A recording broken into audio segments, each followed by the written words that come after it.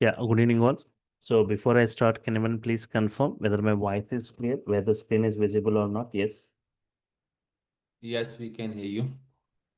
Thank you. Yesterday we had some introductory session on this Azure Databricks with PySpark. Continuation to this, just I'll take 2 minutes what I discussed in the last class. 1 second.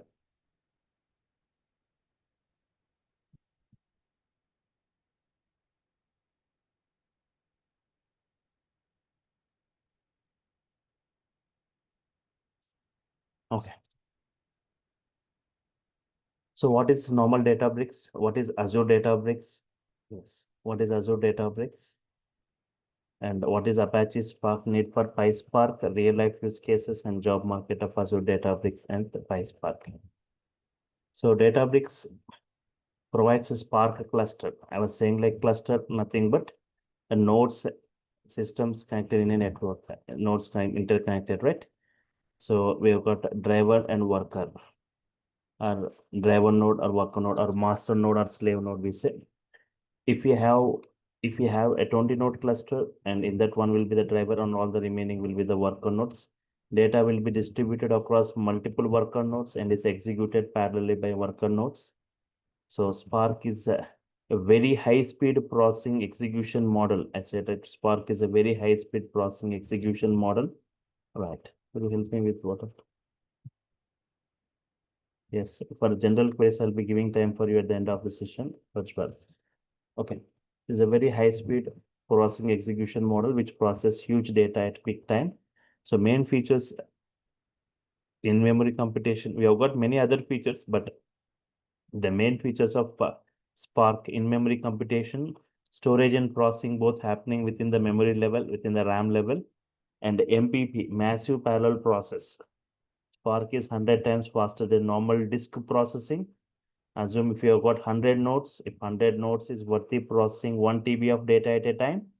So still, if your data volume has increased, if the same cluster is used, speed goes down.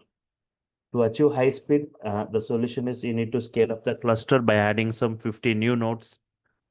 So again, after 1 month, again data is increasing by a huge amount. Again, I need to keep on adding. So as data is increasing, I need to keep on increasing my nodes. So every time scaling up your physical data center is a complex task. So the solution, same cluster in the cloud, that too with auto scaling feature. Who is providing this? Databricks. Databricks provides Spark cloud cluster with auto scaling feature. So if your organization data load requires 100 nodes, data volume increases. It has to extend to 200 automatically. After processing is completed again, it has to revert back to the 100 nodes. This is general Databricks behavior, right? It is not compatible with the Azure storage services. Means it cannot interact with the Azure storages. Like we have got many Azure storage services, Azure SQL for RDBMS, Azure Data Lake for distributed file systems, Azure Synapse for data warehouse, Azure Cosmos DB for NoSQL, right?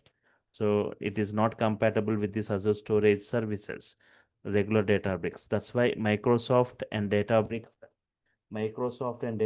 collaboratively, they launched a new product called Azure Databricks. Azure Databricks, it's a Spark cluster, that is Spark Cloud cluster with auto scaling feature and compatible with all the data storage services. For normal Databricks, we need to do a lot of other settings. We need to call other APIs, and Databricks not only available for Azure, it is also available for other cloud like AWS and Google. In Databricks, who is processing the data? Spark. So Azure Databricks, that's why we say Azure Databricks is a Spark-based data analytics platform. So defining Spark, I define Spark in 5 lines. It is an open source distributed cluster computing framework with in-memory computing feature in parallel process style used for large scale data processing. Yes, right. PySpark is the Python API to use Spark. PySpark is the Python API to use Spark. So I was talking like why PySpark is so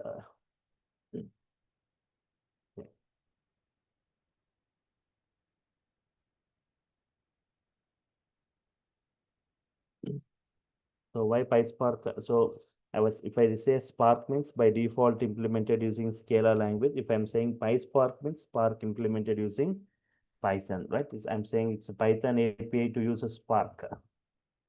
So yes, it's a lightning fast technology that is designed for fast computation.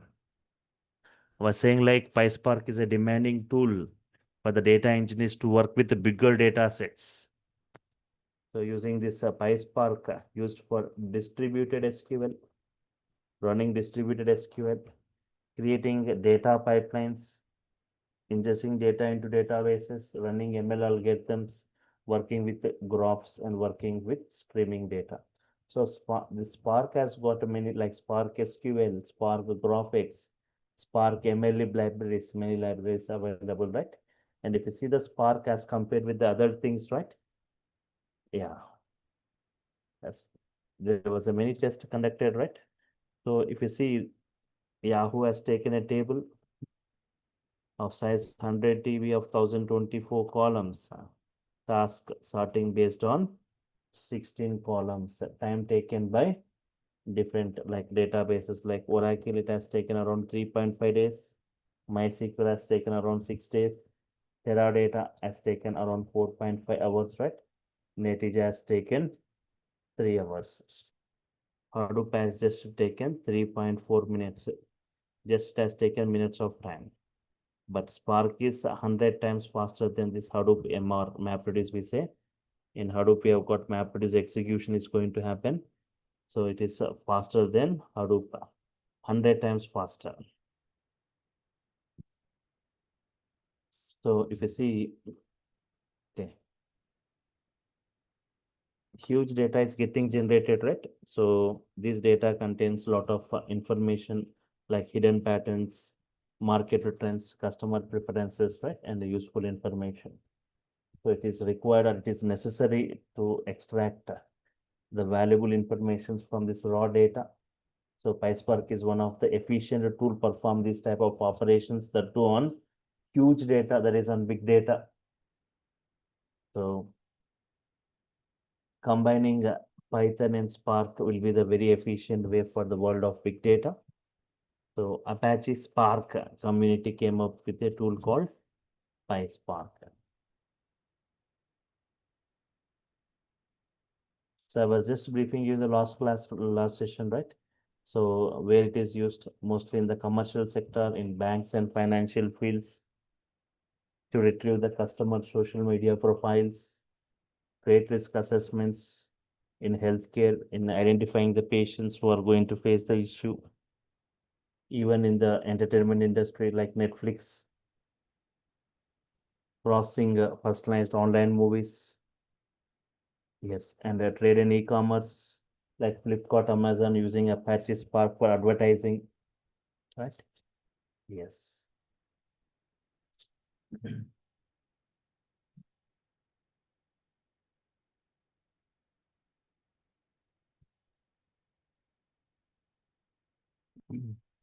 So Azure Databricks, how come? See, just I'll take 2 minutes in comparing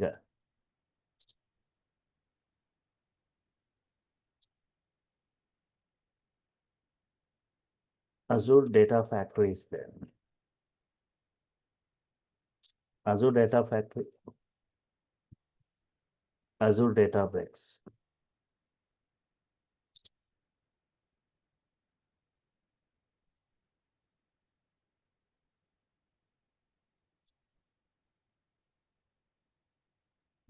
Azure Data Factory and Azure Databricks, if I compare it.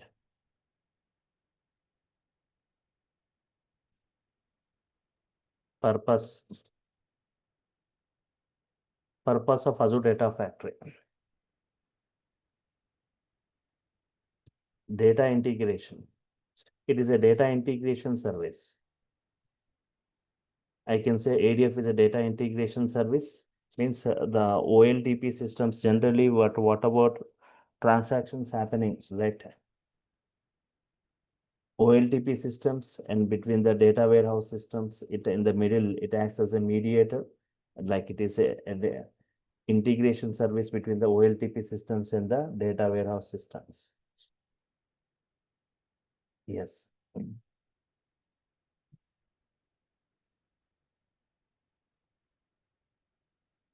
And if we talk, and also it can say orchestration service, we can say.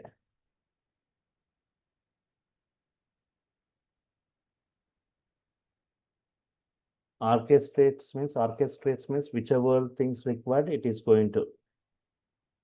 Orchestration service is nothing but whichever is required, it is going to use it. ADF. So as a extracting transfer, it can transform, it can extract, it can perform all the operations, right? Transformation it can do, extraction it can do, all these things, which wherever required, whichever tool required, it can make use of it. Mainly, it's a data integration for use for data extraction in ETL purpose. And if you talk about Azure Databricks, mainly for big data analytics. For big data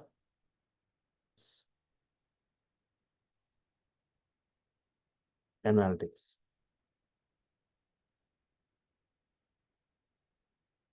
See how the transformations are performed here. Data transformations, how the data transformations are performed.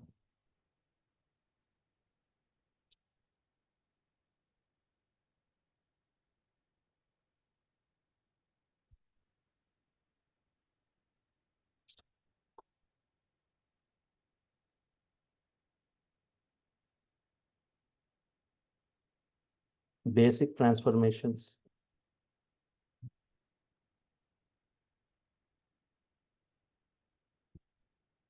Using data flows. Basic transformations using data flows.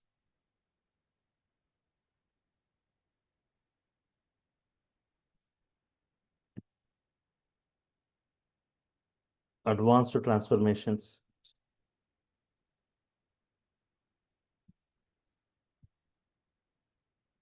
Using Apache Spark.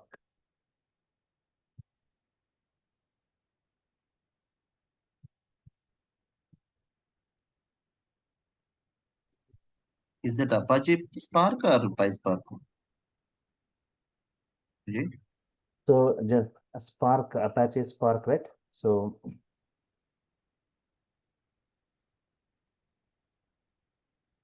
No, while doing the transformations, see one second. WAMP Apache Spark. So Spark, what we call Spark is an execution model, right? So it is coded with multiple languages. Here in our course, we say PySpark. So whenever it is by default, we say Spark.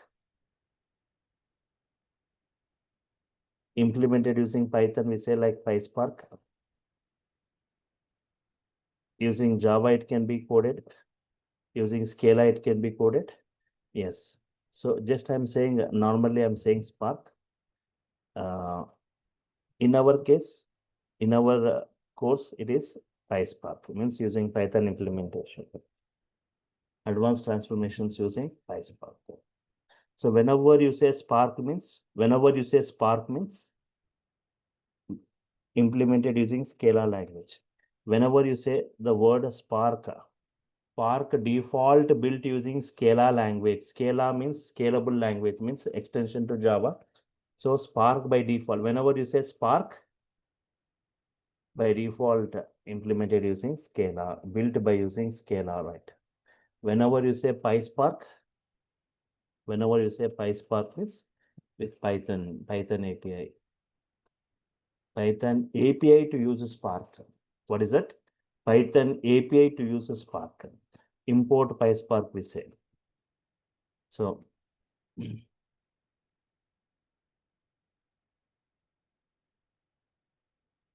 advanced transformations using PySpark.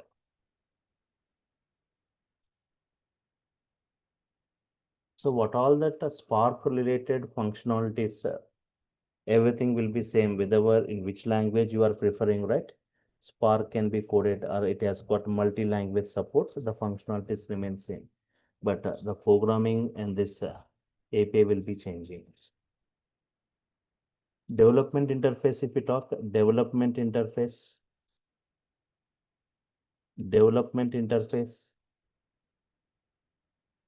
it's totally graphical user interface, GUI based.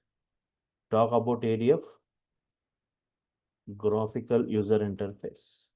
See, the simplicity of ADF is no coding, coding free, code free.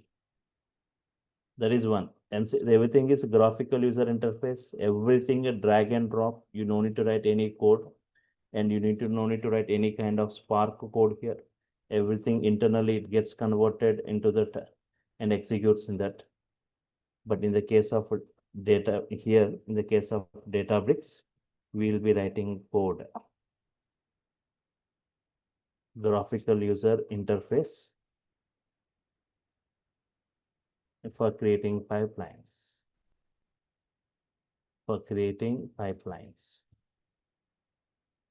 And in the case of this Azure Databricks notebooks, just like if you have got knowledge on Jupyter notebook, like here we have Databricks notebooks for interactive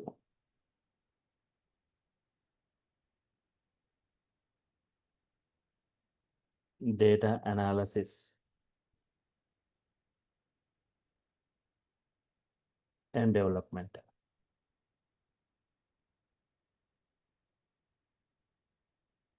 Scalability.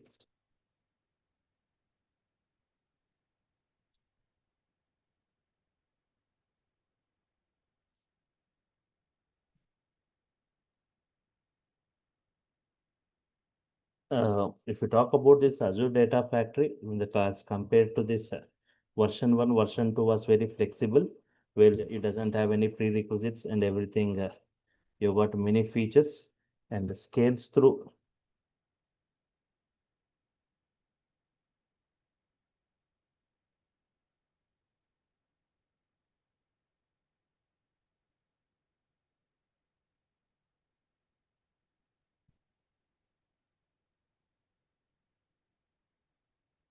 Azure services, and here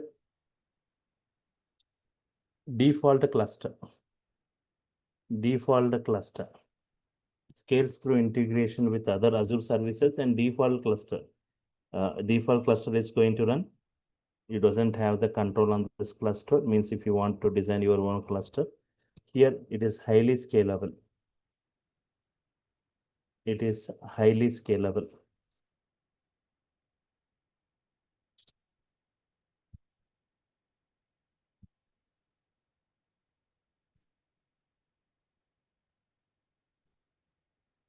With built-in Spark clusters. Built-in Spark cluster, highly scalable with built-in Spark cluster. We are going to create that cluster. Means how many systems you require. Everything you'll be choosing it, and that configurations for each system, for the main driver system, the driver node, and for each and every worker node, what is that configuration you want, everything you will be choosing it. So here everything you will have the entire control on the cluster. Means cluster is the main thing which is going to execute.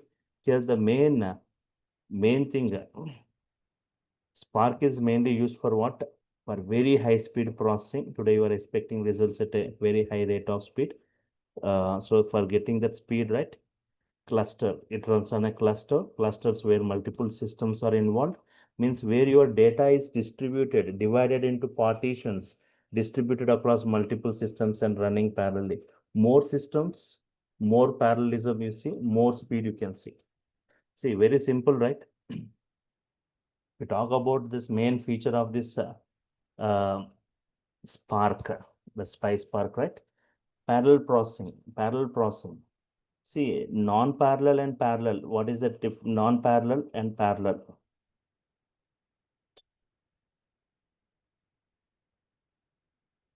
Non-parallel and parallel, right? Very simple. If I take a lever example, one person preparing one item taking 1 minute. Same one person preparing 10 items taking 10 minutes. The same one person preparing 100 items taking 100 minutes. But in the case of parallel processing, it's a one item, 1 minute, 10 minutes. That is 10 items, 1 minute, 100 items also 1 minute. Means here, in the case of parallel processing, what is that you see? Here, 10 items to prepare, 10 persons preparing 10 items parallelly, 1 minute it takes. Here, 100 items by 100 persons parallelly, 1 minute. Here we have said persons, but in our case, nodes, systems, right? They're running parallelly. So more the systems, more speed, or more parallelism you see. That's why we'll be choosing the cluster accordingly based upon the incoming data.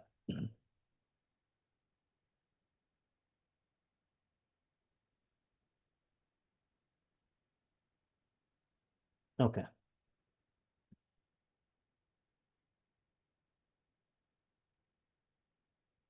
If I talk about this evolution of Spark,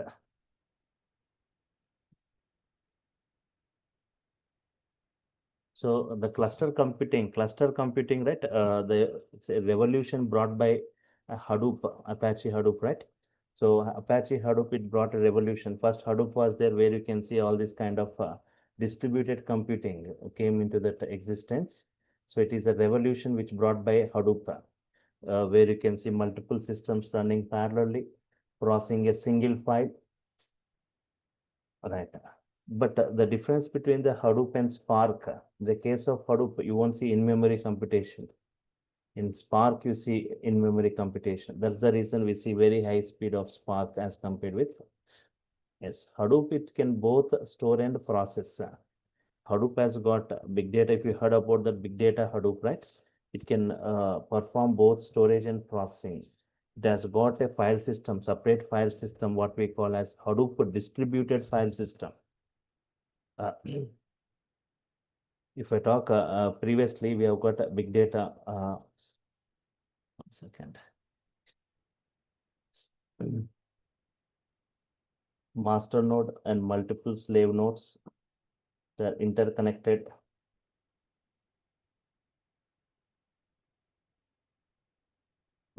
It's not like a client server architecture. It's not like client server. Here in the case of this Spark or in this, we are not performing any kind of online processing. So using this Spark or using this Hadoop, we are not performing any online applications. It's for batch applications. Batch applications. There are two types of applications, batch applications and online applications. Online applications means, generally if you talk about online applications means client server architecture. Client server architecture is followed. Client server means if any request is given, response will be getting. Request response architecture we say. Request response architecture. This is not whatever we are talking about this Spark, these things are, is not for client server architecture. We are not developing any web applications here. It is for batch applications. Batch applications means master slave architecture. We say master slave architecture. Online applications, generally, if you talk about the main difference, online applications and batch applications. Online applications means user interactive applications. In the case of any online application, user is compulsory. User gives the input.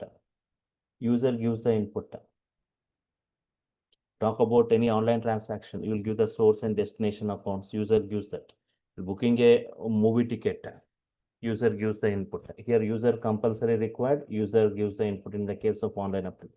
Whatever we are talking about in this course, right? Batch applications, batch processing means here user is nowhere required here. Means user doesn't give any input. Means user doesn't give any input. User interactive applications are this, user non-interactive applications. So a simple example for batch applications. So for example, credit card statements generation for millions of customers. User is nowhere, user doesn't give any input there. Most of these batch applications are background applications. Most of these banking and financial applications are batch applications. Uh, Phone bill statements generation for millions of customers. User input is nowhere required. See, one more otherwise, one example, railway ticketing PNR status. PNR status means currently your waiting status is 200. After 1 hour, it became 150, tomorrow 100. So finally it got confirmed. Everything happening in the background. User doesn't give any input here. Everything happening in the background. So here, these batch applications, no input from the user, but for online applications, user has to give the input. Means use the request. If you use, you will get the response, right? That is what client server architecture. But whatever we deal is the master slave architecture. This is master, this is slaves. Master slave. Slave 1, slave 2, slave 3, slave n, multiple slaves. See, the main thing is the main feature what we see here is horizontally unlimited scalability. Horizontally unlimited scalability. What is that you achieve in this? Horizontally unlimited scalability. Horizontally unlimited number of slaves. Here, say slaves means nodes. This is whatever I said, right? Master or driver. This is slave or workers. Slave nodes or worker nodes, we say. Master node or the driver node. One will be the master node. Remaining all will be the slave. Generally, your actual data will be stored within the slaves. Actual data will be stored within the slaves. For example, any f1.txt, a file with a 2 TB, a 2 TB file. Assume that each slave system S1, S2, S3, it has got 1 TB, 1 TB, 1 TB capacity, 1 TB, 1 TB capacity. This 2 TB file cannot be accommodated in any of these nodes systems. So what is done here? 2 TB file will be divided into smaller parts, and each part will be distributed or stored across multiple systems. Two advantages you see. Any bigger file can be accommodated. They will be split into smaller parts and distributed across multiple nodes systems and are processed parallelly. They are processed parallelly. Parallel processing is going to happen. More number of systems, more speed you see. So your data is distributed, stored across multiple systems and processed parallelly.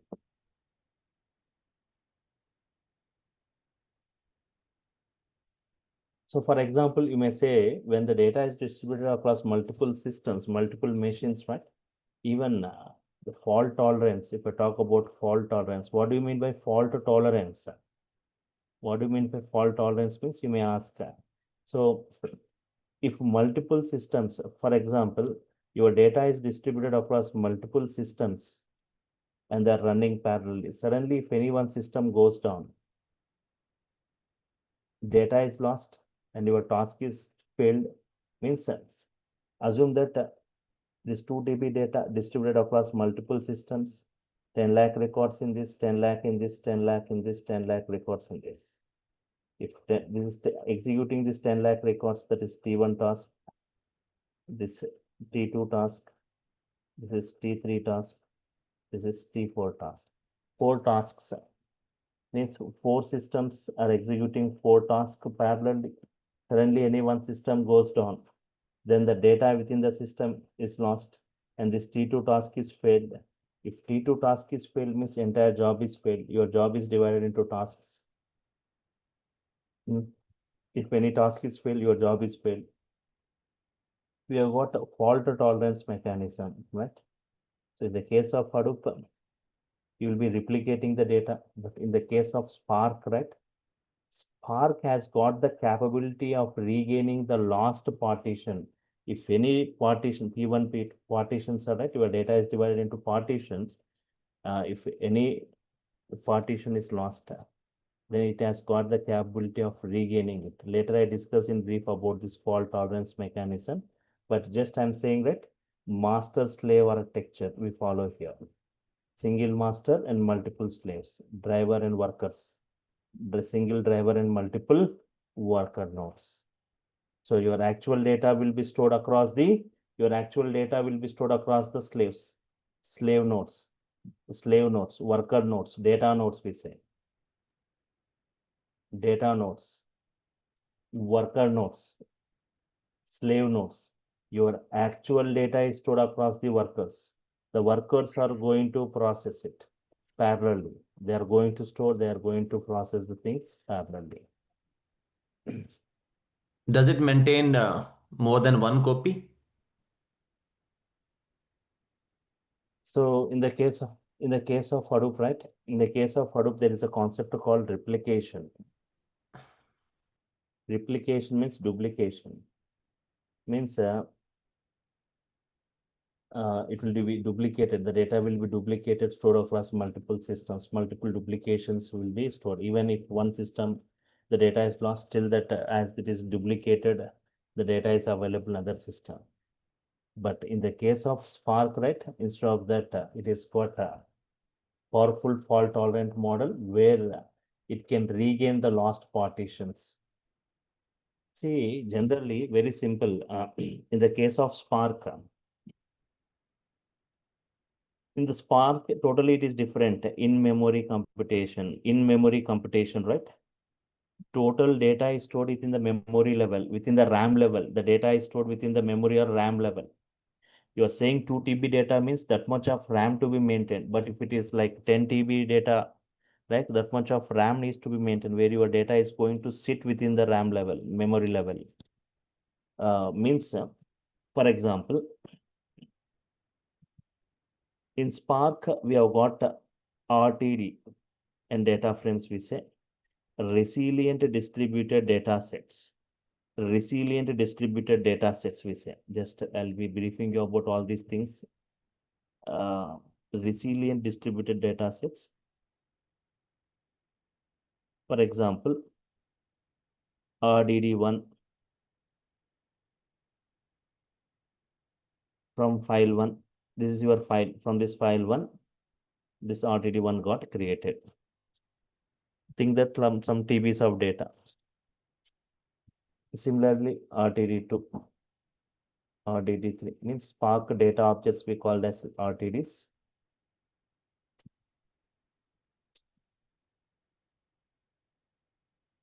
RTD1 output. See, data flow we say, right? The output is input to the RTD2. From RTD2, the output of this is input to RTD3. RTD, nothing but Spark data object which got created from the file. In a very precise manner, there is a file.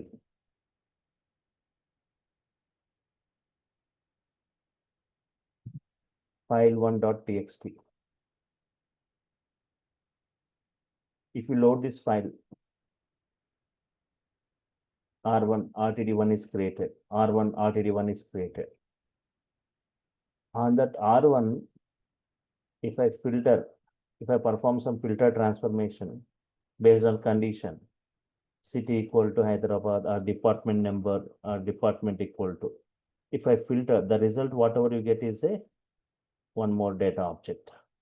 Again on R2, if I perform some mapping, so to each and every employee, salary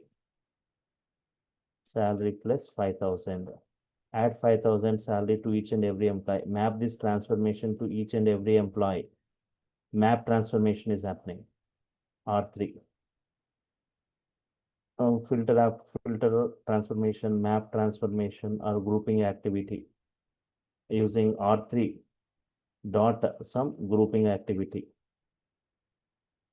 Means the result again is one Spark object. On a Spark object, if you perform any transformation, the result again you are getting what? On R2, if you are performing anything, again the result means here R1 you are taking as input. What is R2 input? What is here if you talk R1, the output of R1 is taken as input to R2 here. Check it. What is R2 input? R1. What is R3 input? R2. What is R4 input? R3. Without R3, there is no R4. Without R2, there is no R3. Without R1, there is no R2. Without this file, there is no R1, right? From the file R1 created, from that, we keep on a series of transformations you are going to perform. Series of transformation until your desired result you get.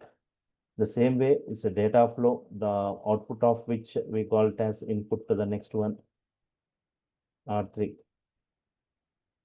So the R3 output is the input to the next one, R4. Okay. Finally, you will perform some action on this and you will collect the output of it. See, R1, R2, R3, R4. Think that R1 size is 2 TB. What will be the size of R2?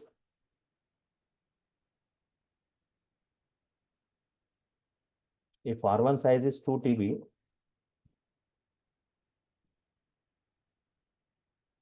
Two TV. No.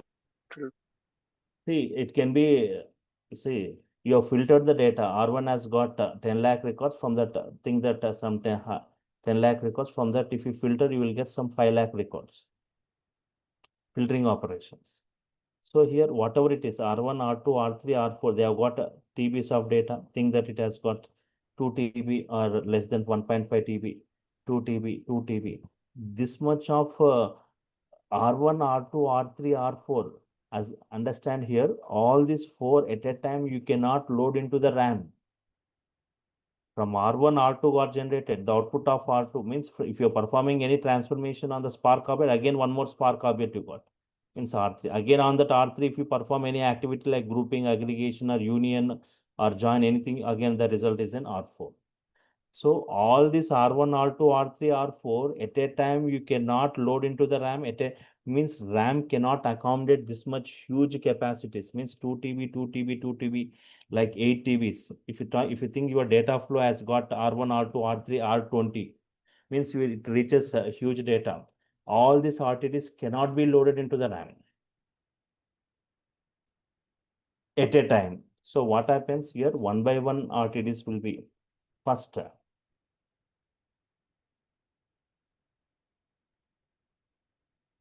I'm writing the flow here. R1 output is taken as input by R2. R2 output as taken as input by R3. R3 output is taken as input by R4. Understand here. First R1, it will divide it into partitions. R1 is 2 TB. Divided into partitions P1, P2, P3. So 2 TB divided into smaller parts. P1 stored in system 1, system 2, system 3, that too in the memory. All these partitions are going to execute in parallel. All these partitions, if you have got 40 partitions, all the 40 partitions, they are stored on 40 systems, that too in the 40 partitions stored in 40 RAMs of 40 systems and are executed parallelly, then the output is taken by this R2. Means RTD by RTD, they are loaded. Once R2, this output is taken by R2. Once R2 is loaded into the RAM, this gets removed from the RAM. When R2 output is collected by R3 and loaded and computed into the RAM, this gets removed from the RAM. When this output of this R3 is collected, when loaded and computed, R3 gets removed from the RAM automatically. Finally, once the R4 output is collected, final output you have collected by the client. Finally, this R4 also removed and its partitions will be removed from the RAM.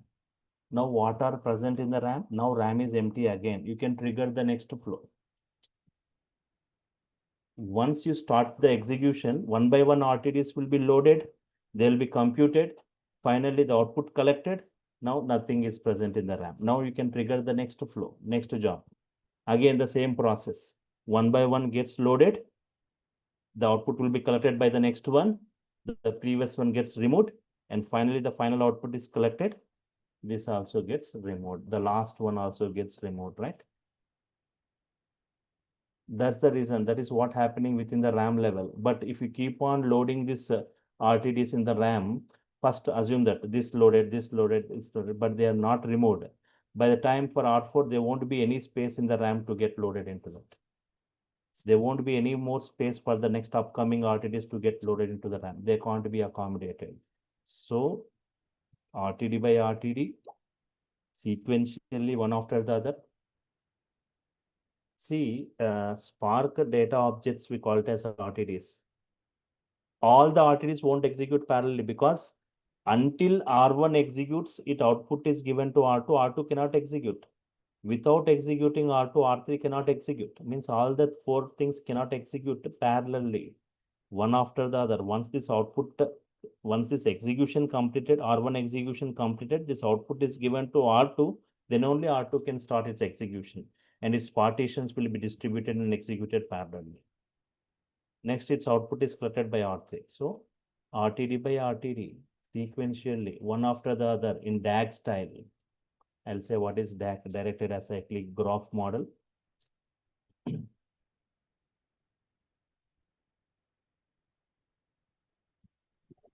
Vijay, can we treat as this RTD is a like a server or virtually created the server or how? See, one second. Data object it is.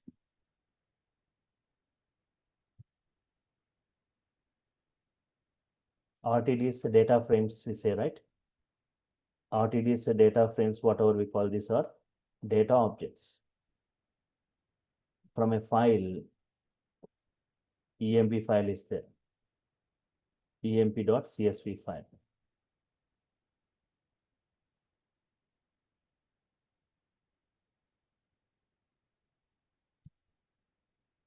From this emp.csv file, using the Spark context, if you load this file, then this RTD is created. What the RTD, if you got some 10 lakh records in that, what is stored in this RTD means this 10 lakh records. From a file, a RTD is created or a data frame is created.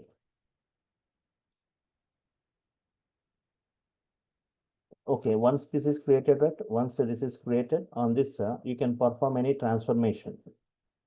Any transformation on this RTD1, any transformation like filter, map, grouping, or any transformation. The result is also a new data objects. These are data objects.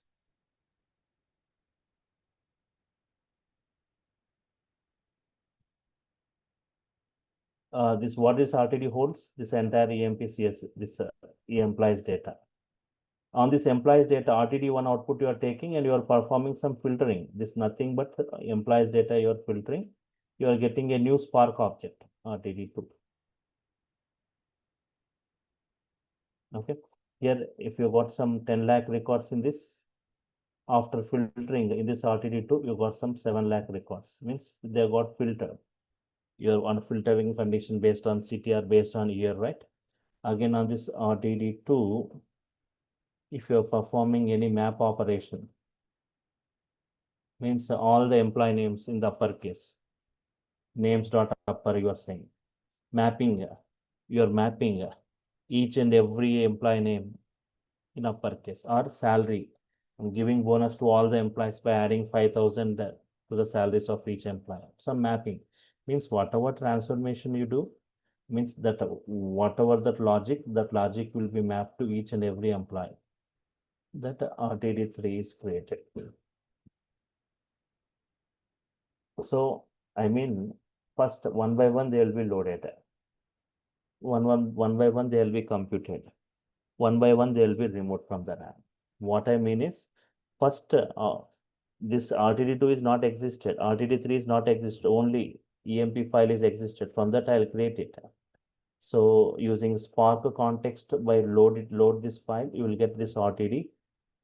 Once this is created, on this you will perform some transformation. This 2 will be created, 3, 4, 5 will be created. So one by one gets loaded into the RAM. Means loaded into the RAM means it will be divided into partitions. The partitions distributed across multiple systems, processed parallelly. That output will be taken by the next one. And this will be loaded now, computed. Then the previous one in these partitions, everything gets removed. Now nowhere required now. Once this RTD2 output is collected by this RTD3 and computed, this one is nowhere required, it will be removed. In this way, they gets loaded internally and they gets removed. One by one, they will be computed. This is what the internal process, what happens, right? Once the entire flow execution is completed, there won't be anything in the RAM left out. So we'll discuss in this step-by-step process how the computation is going to happen within the Spark. Step 1, step 2, step 3. Just this is an overview of what I have given. So that is what the processing within the Spark. RTDs and data frames. Data frames are mostly used. Data frames means from a file directly like a tabular structure. Data frame is nothing like a tabular structure with data organized in the form of rows and columns in a structured manner, right? RTDs and data frames are the main data objects, Spark data objects, right? So mainly data frames are mostly used where we have got schema for this, just like our normal SQL tables.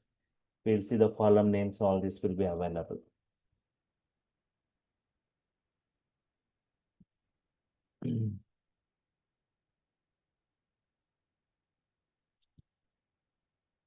See, a typical a complex data flow I'll show you later. Yes. Understand here, R1 is there. R2 is there. Vijay, one quick question. For example, if you have a 1 million record or 2 million record, the data size is very huge actually. So is it possible to store all the record in the RAM? Is it possible? In Spark, everything happening in the memory level only, RAM level only. We'll be maintaining, that's the thing, right? Why Spark has got means storage and processing both happening in the memory level. In memory computation. What is Spark? In memory computation. In memory computation means in the memory level, RAM level, it is going to get loaded and computed. That's why very high speed, not disk level. That's why I was saying like Spark is 100 times faster, right? Spark is 100 times faster than normal disk. Okay, where is that? Yeah, but that's for the processing, right? Not for the storage. So Spark is 100 times faster than Hadoop or any other things, right? See, Spark is, see, Hadoop performs both storage and processing. Spark is for processing. And after processing the result, again, it has to store. That's the reason we are using Azure, right? Storage. Azure Yes. storage services, where again the data goes to data lake or Azure SQL. After processing, the data goes to any of this. Input will be taken and output also will be taken into it. Spark processes the data. Spark takes the input from this storage services, and also it is going to store the result again back in the Azure. Yeah, got it. So Spark has got drivers and workers. Means the workers, the data will be distributed along the workers. The workers will be running parallelly. Means that is what a massive parallel process we say in Spark. Means data is distributed across multiple RAMs of multiple worker nodes where they'll be running parallelly, and that's what we call as parallel processing, massive parallel processing in Spark. That is the reason where we see very high speed. In Hadoop also, this parallel processing is going to happen, but not in the memory level. They won't happen, means the data storage won't be in the disk level, it will be happening. It's a difference between this Hadoop and Spark.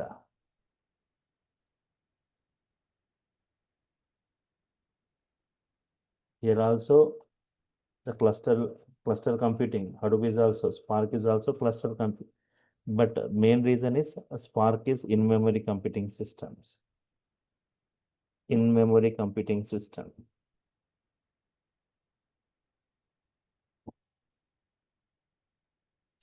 Means everything within the memory level, right? Storage and processing, everything happening within the memory level. Lot of other features you need to understand of Spark. Spark has got many features. Lazy evolution. Lazy evolution we say. What do you mean by active evolution and lazy evolution? For example, I am forwarding the notes. For example, forwarding the notes. Immediately after forwarding the notes, you are reading it. That is actively, but not like that. After 1 month, if I'm keeping exam, at that time, if you are reading, that is what lazy evolution. Only if exam is kept, you will be reading, that is what lazy evaluated. Immediately, daily, whenever the notes forwarded, right? If you are reading, that is what active evolution. Whenever something is declared, immediately executing, that is what? Immediately, whenever anything is defined, immediately executing, that is what? Active evolution.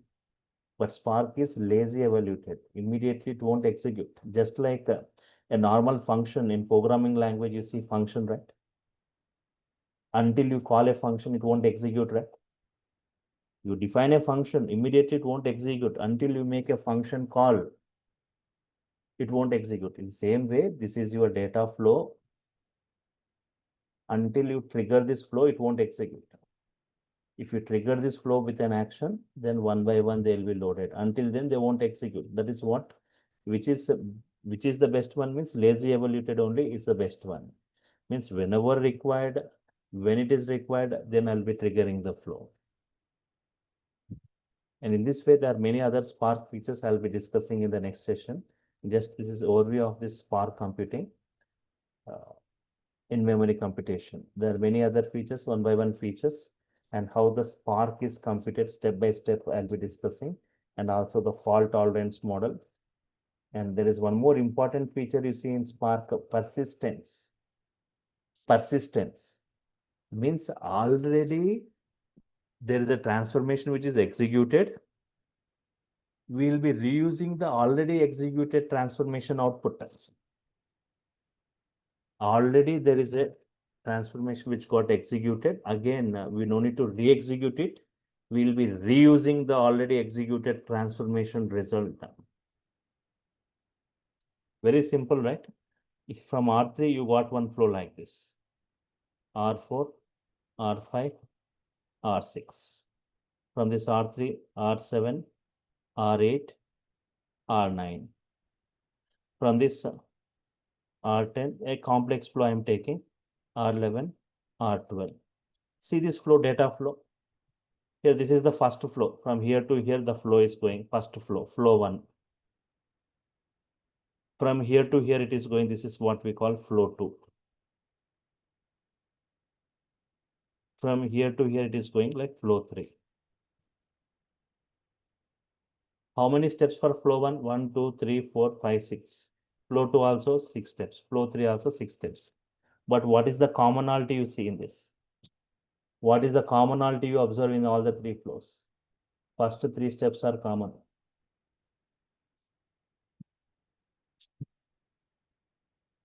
Think that if you take some bigger flow where you see here only 6 steps are there, where you see some 40 steps. In that 40 steps, in each of the flow, first 20 steps are common. Here 3 steps are common. Flow 1 you executed, okay. But flow 2 and flow 3, I mean, no need to re-execute this. Directly you can take R3 output and compute the next. Here also, R3 output you can take and you can compute the next flow. Think that R1 to R30 is common for all the flows, 3 flows. R1 to R30 output I can take and compute the second flow. R30 output I can take. Already executed transformation output I will take and compute the remaining flow. 30 steps are decreased here. Just for one that, question, just Vijay. one So, second. Just give me a second. Because this R30 should be available in the RAM, right? You give the output to the second flow and the third flow. R30 should be available in the RAM, right? Correct.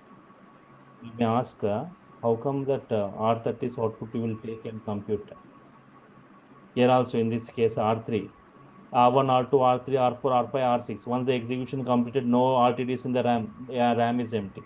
Yeah, that's what my question. That's what I was asking you to wait for a second. So R3 you will persist it. Persist method. There is a method called persist. You will persist it. If you persist it means even though the next R4 is ready, the previous one won't be removed from the RAM.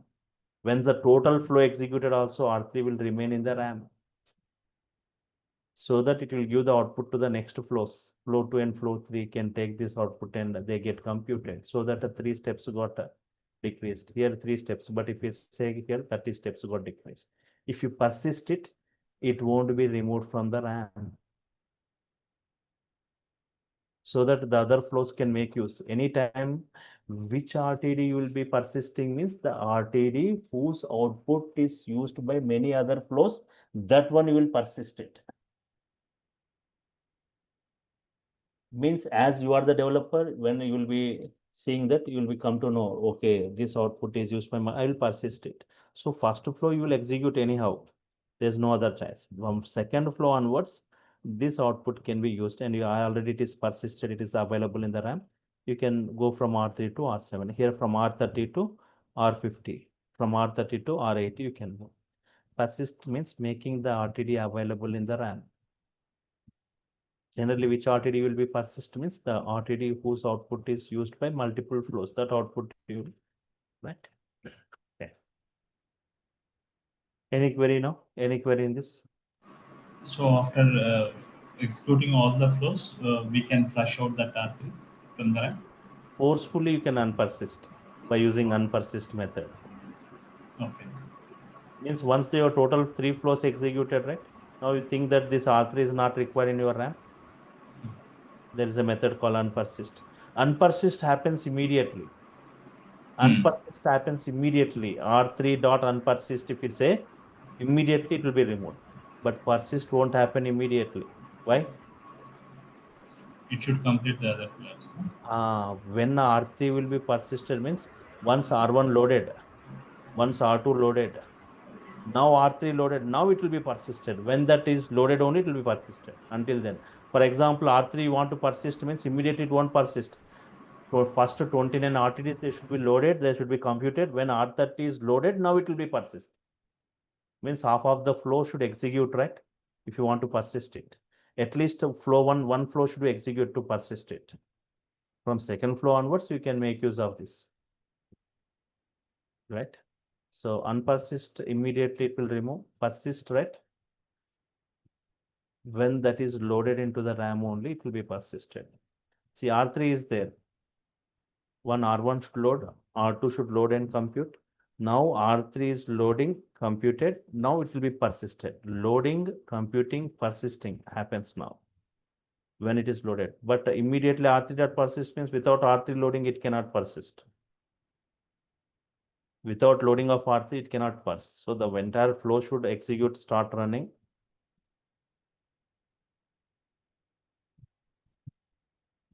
Entire flow should be executed. Once that particular RTD is loaded, it will be persisted, right?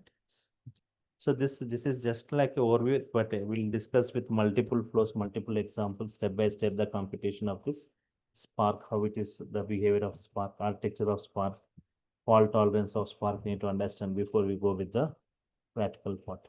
Here, the cloud side, right? Okay, it will be very simple for a cluster to create a cluster. But if we talk about on-premise, it will be like everything, systems should be interconnected and the Spark software should be installed in each and every systems, right? But in the cloud, just automatically the number of workers that you provide, the configuration you provide, the cluster creates. Just say create, cluster gets creates. It's very simple in the cloud environment, but in the on-premises, right? In your if you're maintaining physical systems which you are doing, right? There a cluster, you need to physically do all the things. Okay? Fine. Are we covering anything like related to the on-premises? No, everything we are using with Azure cloud premises. Okay. On premises, everything means again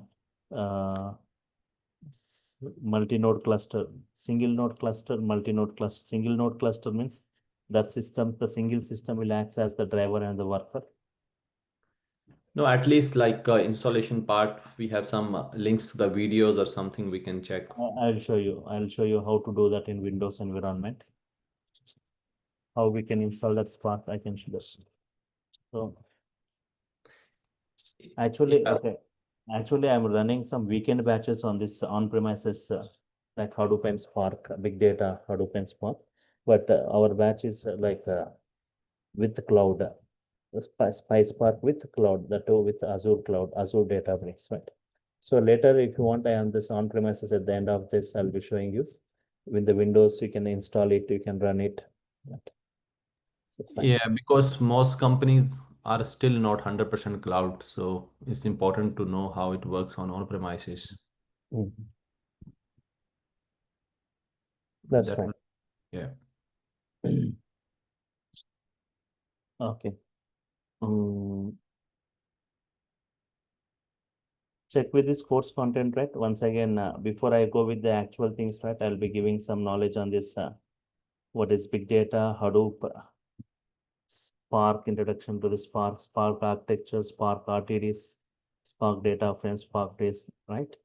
Some basics of this, how we can run. And later I'll come back to this working with different things, right? Like Azure Databricks integration with data lake and creating Databricks workspace and adding users and groups to the workspace, creating cluster from the user interface, starting creating notebooks and jobs, database cluster management, displaying clusters, starting a cluster, how to terminate a cluster. See, the thing I was saying, right? Databricks, when you are using pay as you go, right? So if you want to decrease the the cost, right? Every day means every time you need to create a cluster and delete that cluster. Means along with the cluster, there are many other components which will be running in the background. So they will be charged, right? So that's the reason I'll be saying you while creating the cluster, which has to be deleted so that you won't be cost. And if you can go with free subscription. What I say is you can go with free subscriptions, right?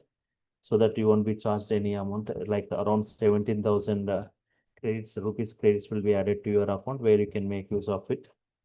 How to delete a cluster, terminating, starting cluster locks, different types of clusters, Databricks full cluster modes. And once I discuss about this environment, right, and the different Databricks utilities and integrations with this different Azure data lake, Azure SQL, I'll come with the PySpark, right? PySpark, both PySpark data frames creations and different functionalities of this different functions we see, inbuilt functionalities and SQL functions, built-in functions, one by one with many working examples. No need to write huge codings here. And also working with different file formats, CSV, JSON, Parquet, and Databricks batch processing, historical data load, increment data load, date transformations, aggregations, window functions, union operations, external sources, integration with other things, narrow transformations, wide transformations, handling nulls, window functions, and some streaming API, lakehouse, Databricks lakehouse, and difference between data lake and delta lake, and SCD type 1, SCD type 2, data deduplications, and handling this Databricks jobs workflows, right? So in brief, in depth, this 20 topics we'll be discussing, right? So next class will be on Monday. Monday, the link will be changing, right? You are supposed to get enrolled for getting the link, right? People who have got already enrolled, right? You'll be getting the link directly to your mail by this online team. Yes, people who already got enrolled, you will be getting the link videos, but the others also try to get enrolled for getting the link. Means from Monday, a new link you will be getting. You can see in the chart, right? A big message is given by this online team. No, you can see a big message is given by the online team. The payment process, you can even put it enroll for this Databricks. The others who have already enrolled, you'll be getting the videos, notes, everything. Clear notes will be forwarded and you'll be getting the videos, as I said, a daily basis. A separate WhatsApp group for this where you can interact. Fine. Any other queries you got? And what I recommend you people is creating the clusters or creating this configurations, everything. What I recommend is do parallelly along with me from the starting onwards, right? If you got stuck up anywhere, you can share the screen because many configurations will be there. When you go to the company level, right, there directly you can work, the environment will be set up, everything will be, but here everything I'll be showing you, both admin and development, right, where you can set up and you can work on it. Okay. Any other queries from your side, anyone? Is that listening relationship like a? Yes, we talked about your discussion. Hi Vijay, for the demo class, recorded video session will be shared, right? Yes, yes. Okay. How many days is completed? Yesterday and today. Oh, okay. So next Monday, there is a change in the link, right? Yes. Next class will be on Monday, but the link will be changed. You are supposed to get enrolled. Lena. Lena, right? This is just I'm giving introduction to Spark. What is Spark? How this Spark computation is happening, right? That's what. And resilient distributed, still I didn't discuss about it. We'll be discussing on that, but just Spark object data objects we call it as RTD. Classes will be from Monday to Friday, right? Saturday, Sunday, there won't be any classes. Next class on Monday. Any other queries you got? So anytime, any query, you can unmute and you can ask, right? You can also type in the chat. I'll be just looking and I'll be answering it. All our interactive sessions. Okay, fine. How much course duration overall? Around 2 months. 2 months, okay. Fine. So if I'm done with the queries, if there are no other, right, I'm signing off for now. Meet you on Monday, same time at 5 o'clock, 5 to 6. Right? Fine. Okay. So thank you all for your time. Thank you.